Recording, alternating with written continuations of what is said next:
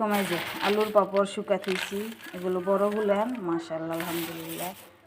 এই যে এক ঠিকই আলুর পাপড় শুকিয়ে থুইছি, তেল গরম করতে দিয়েছি, দিয়ে ভেজে নিব।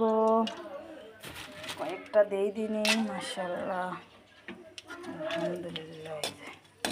সুন্দর মতন করে ও মা, তেল ছুটকে যাচ্ছে।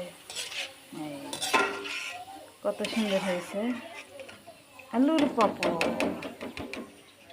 এক গাবলা ভেজে নিলাম, কত সুন্দর হয়েছে, দেখলেই খাবা মন চায়। গরম ভেজে নি আরো।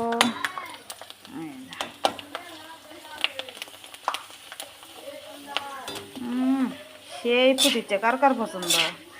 আলুর পাপড় ভালোই লাগে, নিশ্চয় এবার পছন্দ, নিশ্চয় এবার খাবে। সবাই ভালো থেকো, সুস্থ থেকো, আমাদের জন্য দোয়া কর।